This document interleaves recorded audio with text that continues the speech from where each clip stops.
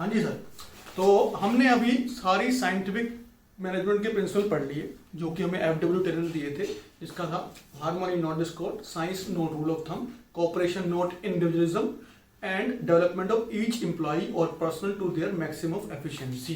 ये हमने 4 प्रिंसिपल पढ़ लिए। इसको याद करने का तरीका आप ऐसे याद कर सकते हो, जैसे हमने दद्दू वाला एग्जांपल मैंने आपको कराया था याद करने के लिए फ्यूल्स के, ऐसे इसके अंदर भी आप मेरा नाम जानते हो राइट, मेरा नाम है हेमंत सचदेवा, तो उससे याद कर सकते हो Hemant Sachdeva working in commerce department, Hemant Sachdeva working in commerce department. यही सारे प्रिंसिपल हैं टेलर के। दोबारा रिपीट करूंगा मैं, Hemant Sachdeva working in commerce department. Again Hemant Sachdeva working in commerce department. ऐसे बन जाएगा आपका हार्मनी नॉट डिस्कॉर्ड। ठीक है जी, हार्मनी नॉट डिस्कॉर्ड। ऐसे बन जाएगा science not rule of thumb, ये बन जाएगा आपका। फिर बन जाएगा कोऑपरेशन नॉट इंडिविजुअलिज्म। फिर बन जाएगा आपका development of each employee to maximum of their efficiency. आपको ये सारे नोट्स में मिल जाएगा। आपको अगर एक आधा वर्ड मेरा यहाँ वहां हो रहा है अभी लेक्चर देते टाइम, तो आप नोट्स भी रेफर करेंगे। हम इन लेक्चर्स के बाद I am going to take the notes of it and notes हम दोनों आपस में बैठ के स्टूडेंट्स और टीचर बैठ के आपस में पढ़ेंगे नोट्स, और कुछ मिस होगा तो वहां पे कवर हो जाएगा, don't worry about.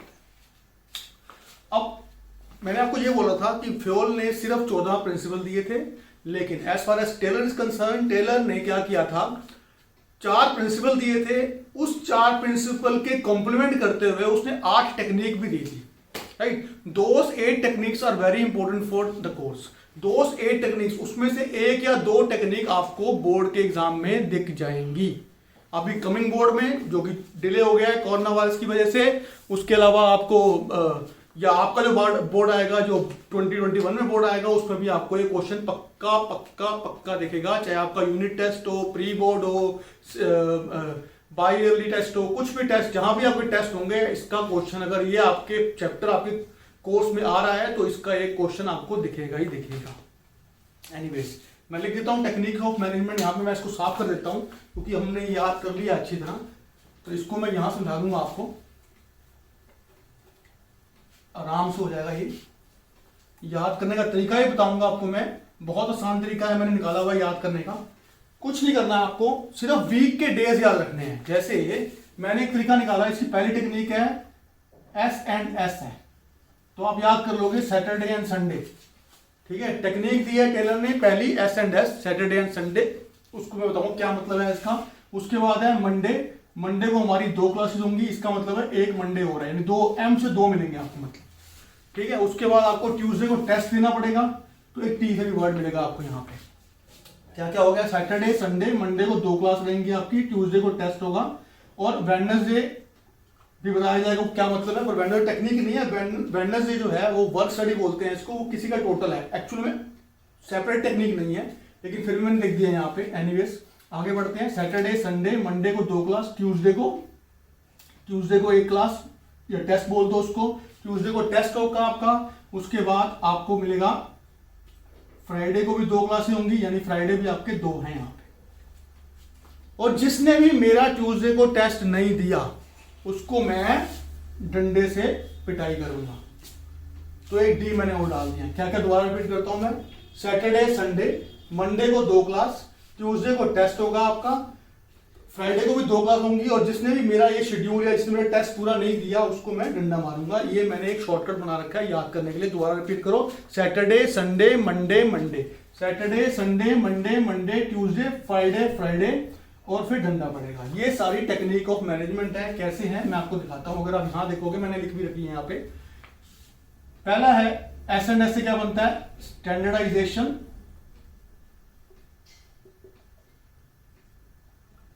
And simplification.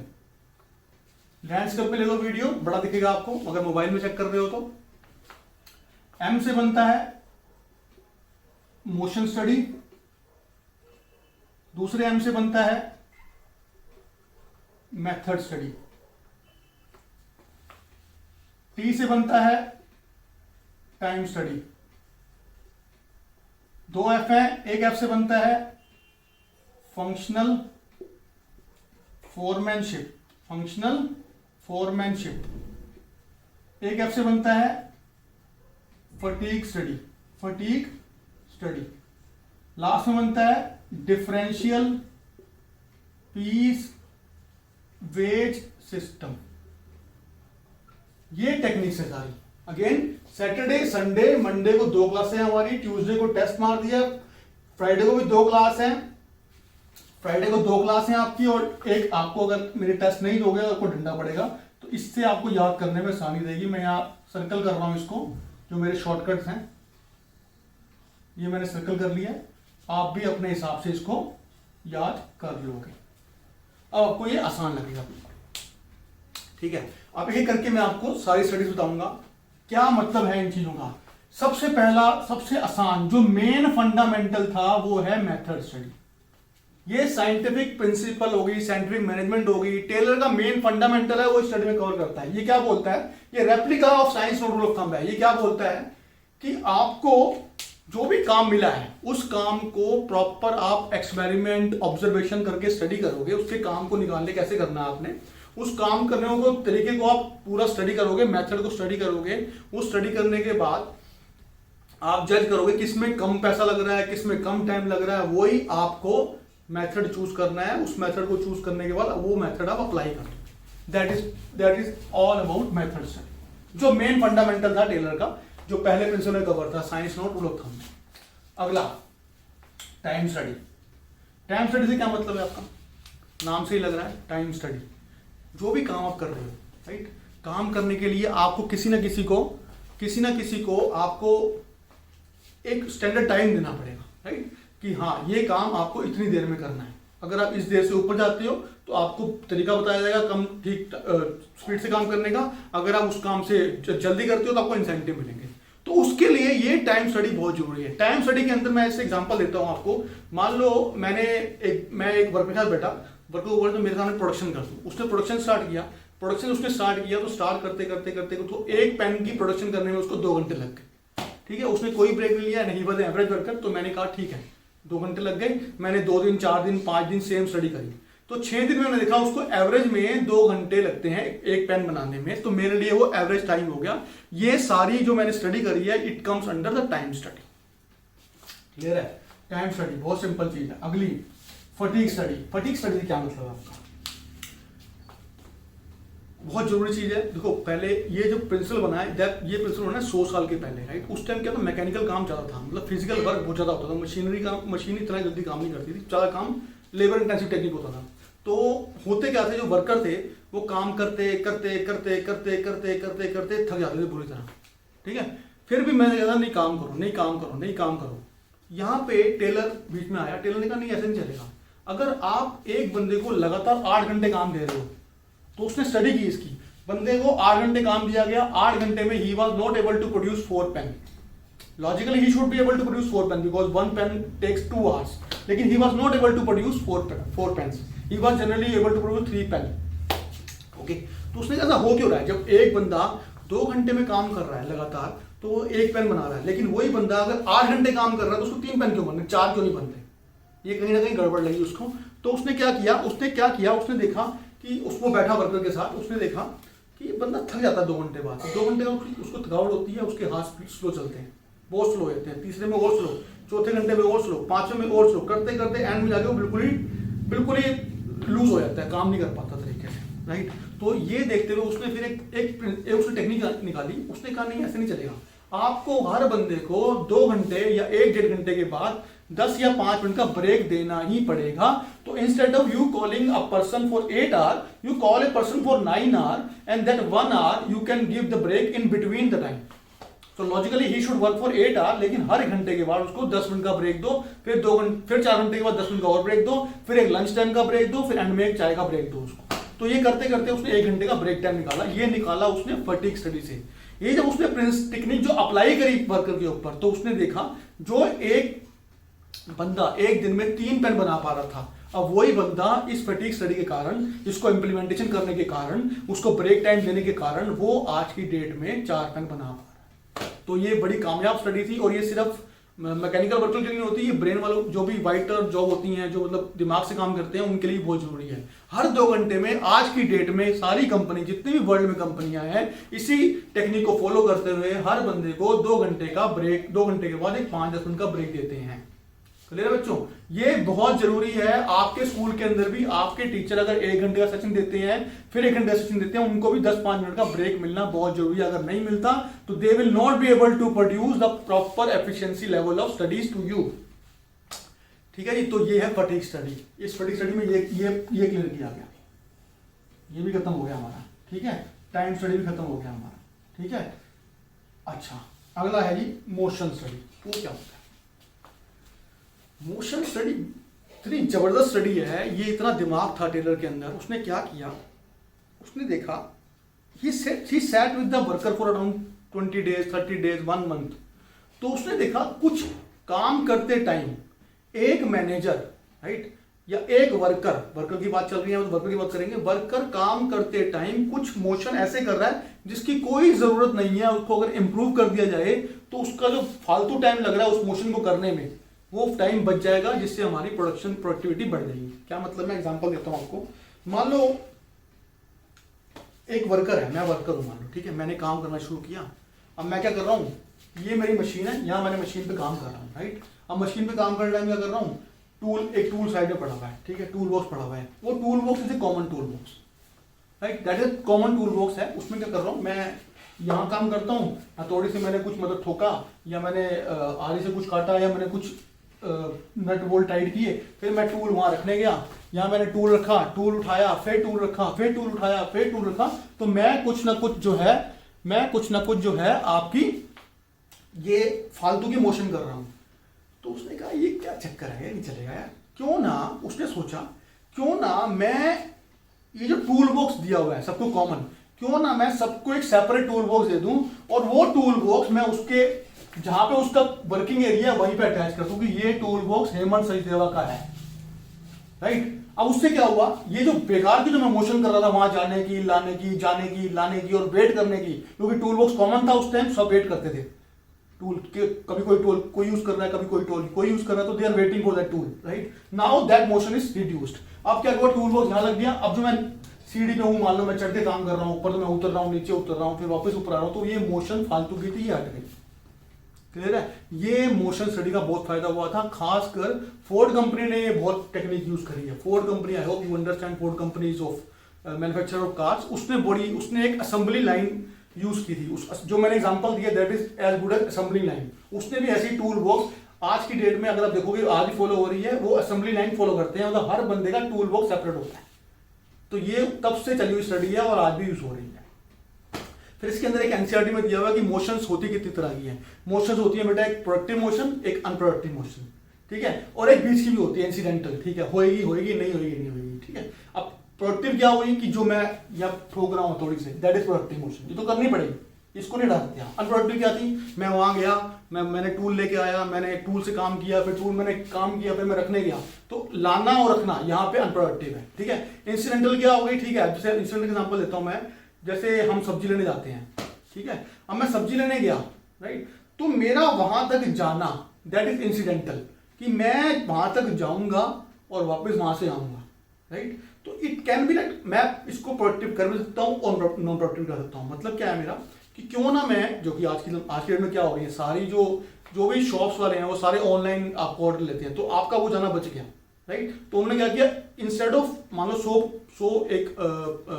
Consumer है, 100 कंज्यूमर 100 जगह 100 बार जाएंगे, यानी 100 गाड़ी यूज करेंगे एटलीस्ट कम से कम। तो ऐसे उन्होंने क्या किया, ये इंसिडेंट को खत्म करके उन्होंने एक प्रोडक्टिव मोशन बना दी। उन्होंने अपना ही एक वर्कर रख लिया, इंस्टेड ऑफ 100 बंदे जाएंगे 100 गाड़ियां लेके, उसने एक ही बाइक निकाली, वो बाइक 100 घर पे पहुंच जाएगी, राइट। तो that can be called as incidental motion, इसको भी आप मैनेज कर सकते हो, राइट। मोशन स्टडी का मतलब था जो भी फालतू की मोशन है, जो भी फालतू की मोशन है वो आपको हटानी है। क्लियर है? एनीवेज, ये हो गया आपका मोशन स्टडीज के पास में, ठीक है। अगला है, बहुत इंपॉर्टेंट है, स्टैंडर्डाइजेशन एंड सिंप्लीफिकेशन। जब भी आपको स्टैंडर्डाइजेशन और सिंप्लीफिकेशन स्टडी के बारे में पूछा जाएगा, या जब भी पूछा जाएगा, आपको कुछ नहीं करना, सिर्फ दिमाग में मैकडोनल्ड का एग्जांपल ले आना, या कोई भी फास्ट फूड चेन चली हुई है आजकल इंडिया के अंदर या कहीं भी वर्ल्ड में, उसका दिमाग में आना चले।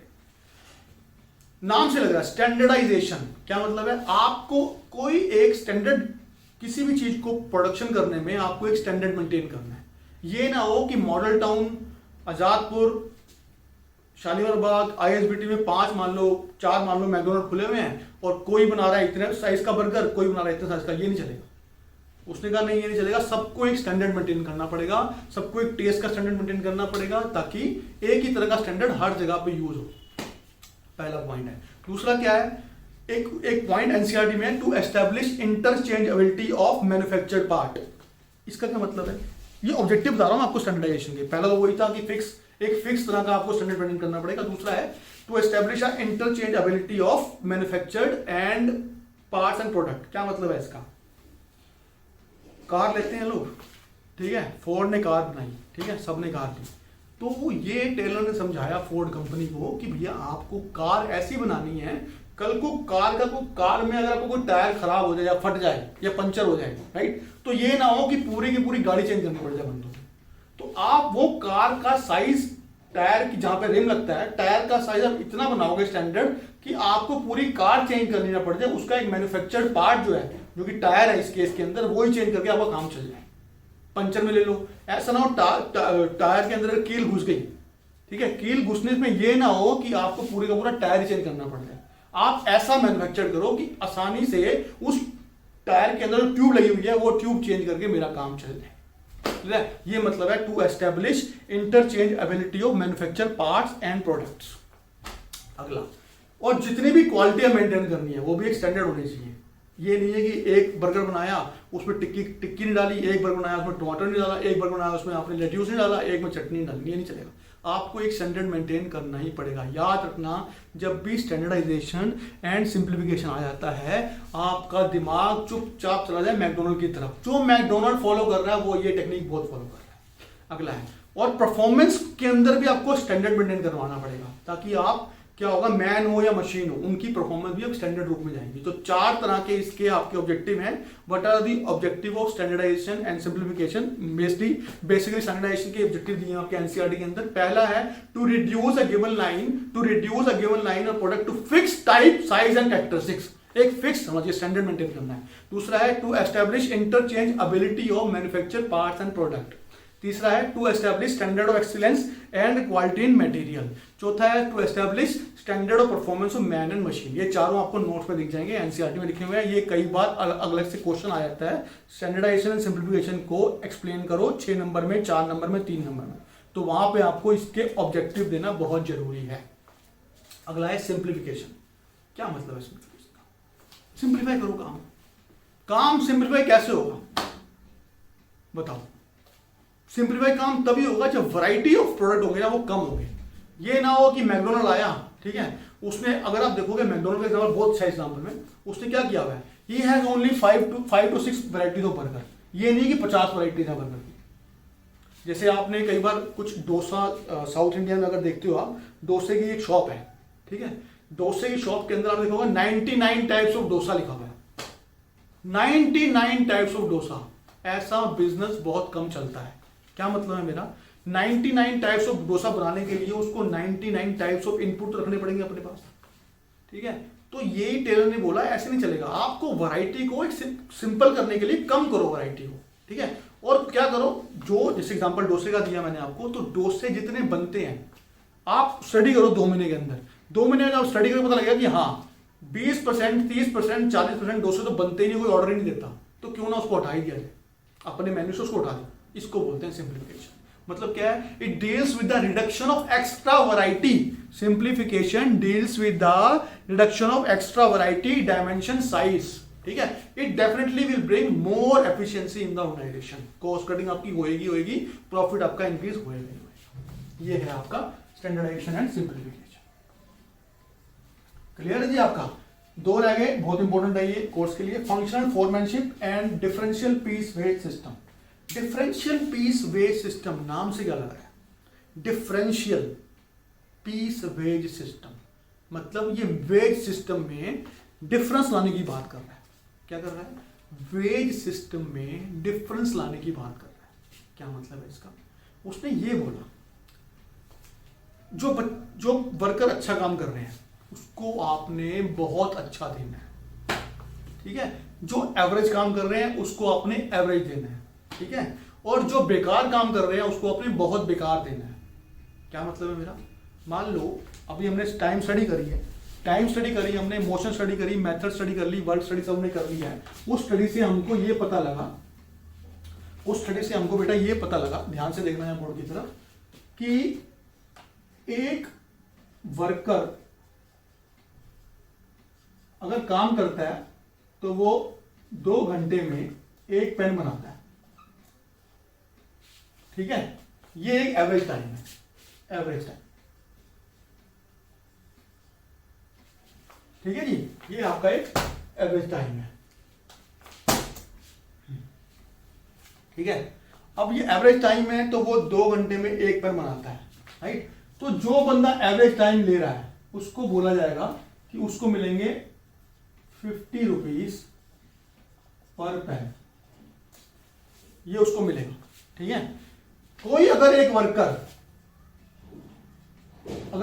दूसरा वर्कर एक पेन 1 घंटे में बनाता है, ठीक है, तो उसको आप दोगे 80 रुपए पर पेन। मैंने क्या बोला था? जो बंदा अच्छा काम कर रहा है यानी 1 घंटे में वो एक पेन बना रहा है, ही इज वेरी फास्ट, तो उसको आप फालतू दोगे रेट। इसको बोलते हैं डिफरेंशियल पीस वेज सिस्टम। मतलब हर बंदे को सेम रेट नहीं मिल रहा। सेम पेन बनाने का एवरेज वर्कर को मिल रहा है 50 रुपया, और जो अच्छा वर्कर है उसको मिल रहा है 80 रुपया। अब बेकार की बात करते हैं, दूसरा वर्कर है जो लेजी वर्कर है, वो भी काम कर रहा है और वो 3 घंटे के अंदर एक पेन बनाता है, यानी एवरेज से 1 घंटा ऊपर ले रहा है, तो उसको आप दोगे 30 रुपया पर पेन, ठीक है। अब देखो 2 घंटे में बनता है तो 8 घंटे में कितने बनाएगा ये? 4 पेन। इसको कितना मिलेगा? 200 रुपया पर दिन का, ठीक है बेटा। इसको मिलेगा 200 रुपये पर दिन का। दूसरे रुपये की बात करते हैं, वो 8 घंटे में बनाएगा 8 पेन।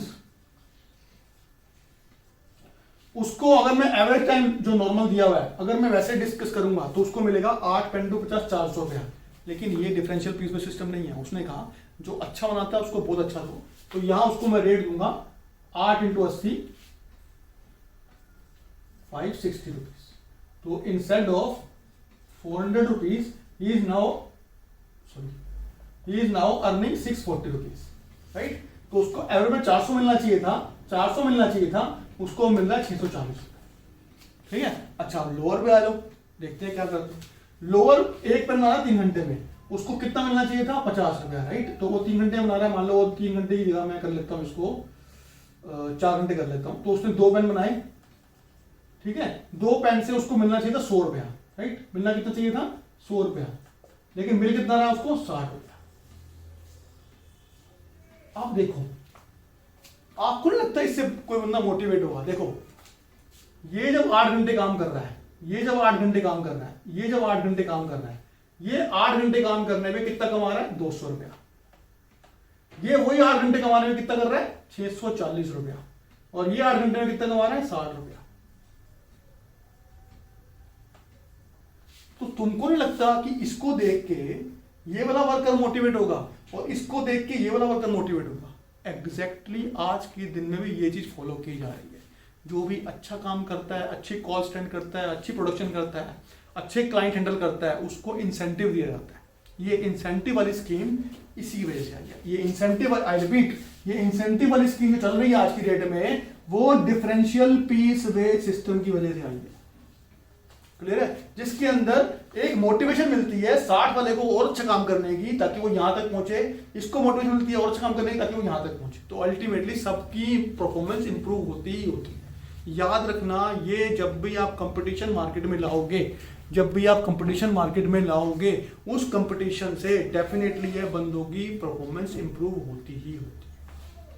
ठीक है बच्चा, अगला देखो, आखिरी रह गई है, फास्ट करूंगा थोड़ा, वीडियो लंबा बन रहा है ये वाला।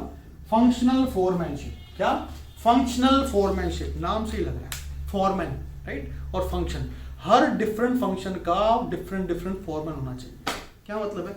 हमने यूनिटी ऑफ कमांड पढ़ा है, ठीक है। क्या था यूनिटी ऑफ कमांड? कि single worker single boss, right. इसके बिल्कुल अगेंस्ट है ये फंक्शनल फॉर्मेनशिप। क्या मतलब है इसका? उसने कहा था, टेलर ने ये बोला कि फंक्शनल फॉर्मेनशिप एक बंदे में सारी तरह की क्वालिटी नहीं होती, राइट? जो फॉर्मन होगा, बॉस होगा, वो एक तरह की क्वालिटीज नहीं होगी उसके अंदर। उसने कहा कोई भी वर्कर जब ज्वाइन करेगा कंपनी को तो उसको आप दो हिस्सों में बांटो पहले उसके काम को। एक को बोलो प्लानिंग वाला वर्क, एक को बोलो प्रोडक्शन वाला वर्क। फिर प्लानिंग के अंदर 4 फॉरमैन होंगे, प्रोडक्शन के अंदर भी 4 फॉरमैन होंगे, राइट? तो 8 तरह के फॉरमैन प्रोवाइड करोगे उसको। क्या मतलब है मेरा? मैं यहाँ एग्जाम्पल देता हूँ, यही दे देता हूँ, वो अगर नोट करना हो तो आपको पॉज करके नोट कर लो। एग्जाम्पल अच्छा एग्जाम्पल है।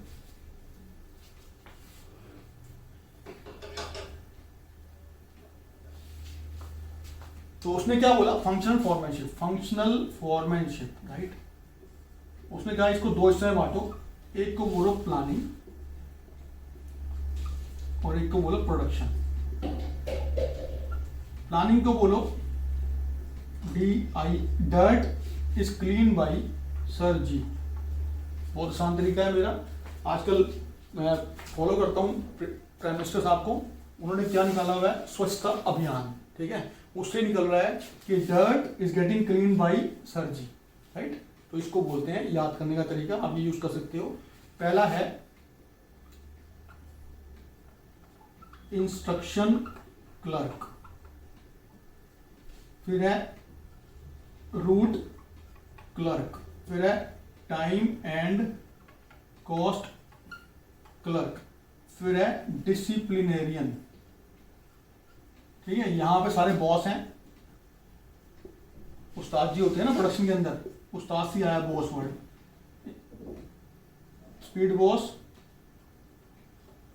रिपेयर बॉस, गैंग बॉस और इंस्पेक्टर। ये तरीका याद करने का। अगेन मैं बोलता हूं यहां पे dirt clean by sir ji. Sir ji को आप मोदी जी बोल दो, सर जी चल जाएगा आपका, ठीक है? DIRTSIRG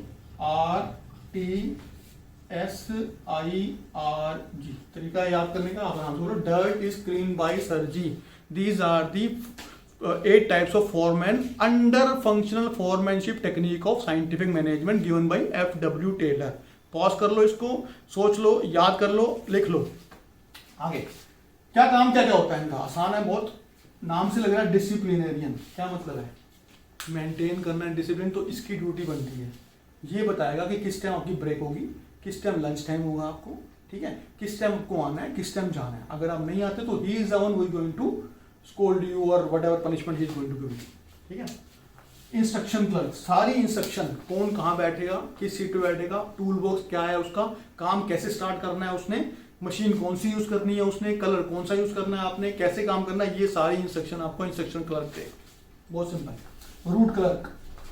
रूट क्लर्क ये बताएगा कि कौन कौन सी जगह पे कौन कौन सा मैनेजर बैठा हुआ है, कौन कौन सी जगह पे कौन कौन सा बंदा बैठेगा जाके, कौन कौन सी जगह पे आपको किसी भी तरह की प्रॉब्लम होगी। अगर आपको मान लो प्रॉब्लम आपको सैलरी से लेके है तो यू फिर गो फॉर HR डिपार्टमेंट कहाँ पे, ये बताएगा आपको। अगर आपको सैलरी आपकी क्रेडिट नहीं हुई है तो फाइनेंशियल की कोई दिक्कत है, टैक्स सेविंग करवानी है आपको, तो you will go to financial. ये जगह ये बताएगा वो कहाँ कहाँ जाना है, रूट क्या है आपको कंपनी के अंदर, ठीक है? Time and close clerk, simple है। टाइम बताएगा कि हाँ आपको एक पेन बनाने में हमारे एग्जांपल में एवरेज में 2 घंटे लगते हैं, तो ये टाइम ये बताएगा। इसकी कॉस्टिंग बताएगा, कितनी कॉस्टिंग लगेगी, ये टाइम ये बताएगा। टाइम एंड कॉस्ट क्लर्क सारा क्लरिकल काम ये करेगा। अब प्रोडक्शन में जब आप आओगे, प्रोडक्शन में सबसे पहले आपको ये मिलेगा गैंग बॉस। सबसे पहले मिलेगा गैंग बॉस। क्या मतलब है? गैंग बॉस आपको ये बताएगा कि ये आपकी मशीनरी, ठीक है? ये मशीन है आपकी, ये वर्क स्टेशन है आपका, यहाँ आपको काम करना है। कोई दिक्कत हुई, मैं आपका यहाँ गैंग बॉस हूँ, मैं आपको बताऊंगा कोई दिक्कत होगी तो मैं सॉल्व करूंगा आपको, ठीक है? अगला स्पीड बॉस, आपकी स्पीड को बढ़ाने के लिए ये हेल्प करेगा। आपकी स्पीड को बढ़ाने के लिए ये हेल्प करेगा। कैसे स्पीड बढ़नी चाहिए, इस वर्कर की स्पीड ये बढ़वाएगा। जो मैंने वर्कर लिखा है ना, आप 2 बना रहा है, इसकी ये बढ़ाएगा, इसकी ये बढ़ाएगा, तरीके बताएगा, ट्रेनिंग करवाएगा आपको स्पीड बढ़ाने की। रिपेयर बॉस, आपकी मशीन में प्रॉब्लम है, टूल टूट गया है, कील चल नहीं रही, हथौड़ी चल नहीं रही, वट एवर टूल। अगर आप लैपटॉप पे काम कर रहे हो, लैपटॉप में कोई सॉफ्टवेयर काम नहीं कर रहा, लैपटॉप में कोई और दिक्कत आ रही है, चार्जर काम नहीं कर रहा, तो ये आपको ये रिपेयर बॉस आपकी हेल्प करेगा, ठीक है? आगे इंस्पेक्टर, बहुत सिंपल है। इंस्पेक्टर क्या करता है? क्वालिटी चेक करता है। इंस्पेक्टर हमारे केस में क्या करता है? क्वालिटी चेक करेगा। जो भी आपने पेन बनाए हैं, आपने उसकी क्वालिटी आपको इंस्पेक्टर चेक करके देगा whether आपने क्वालिटी मेंटेन करी है कि नहीं करी। Again dirt is clean by sir ji, तो ये आपको याद कर लेना। मेरा वीडियो है, दोबारा पॉज करके दोबारा सुन लेना इसको, उसके बाद आपको आराम से ये वीडियो आ जाएगा। Okay, and will start with the last leg of principle of management. अभी आपके टेलर के और फ्योल के प्रिंसिपल, टेक्निक के अंदर फर्दर 8 पार्ट ऑफ फंक्शन फॉर्मेटशिप वो सब कवर हो गया है। ठीक है, मैं इसको रिपीट करूंगा अगली क्लास, मतलब नेक्स्ट सेशन के अंदर, उसमें 5 मिनट में रिपीट करूंगा जो हो गया है। उसके बाद जो बचा हुआ टॉपिक है इसके अंदर वो कवर करूंगा, वो टॉपिक 15 से 20 मिनट का टॉपिक है बस।